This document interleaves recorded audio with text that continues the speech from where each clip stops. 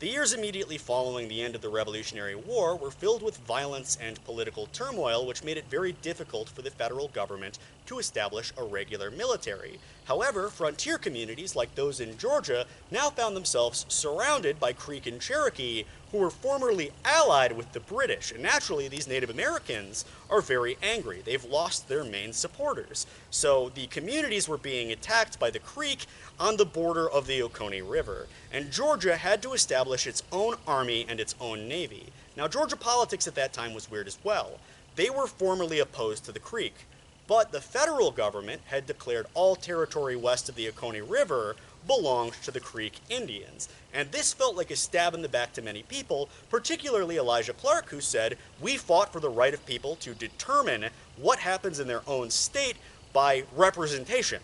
And now the federal government comes in and through executive action just declares that our former enemies now reside in our territory, which at the time, because of the colonial charter, they believe stretched all the way over to the west coast.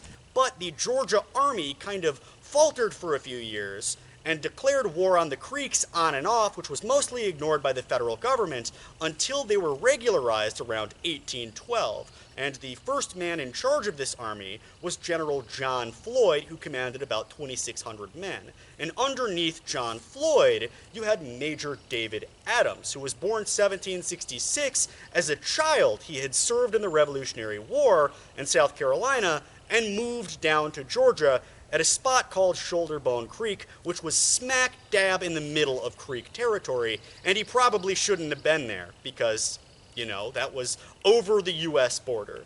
Anyway, after he joins the military, he becomes a major, and for a dozen or more years, he serves as a scout in the Army of Georgia, who converges on the confluence of the Coosa and the Tallapoosa rivers and pushes north to Tennessee to try to invade Indian territory, although this also is an abortive mission. And what followed were decades of political intrigue with the Native Americans before they were finally pushed out in the early 1800s. But General David Adams was an early Georgia politician whose grave, even though he was a surprisingly important part as a scout of the early Indian Wars here, was only discovered in 1940. And what surrounds me is his family's graveyard. It seems to be that on the corner of the river here, you had a large pioneer community that was almost entirely forgotten until a farmer literally sees a tree fall over and finds this perfectly preserved gravestone in its root ball.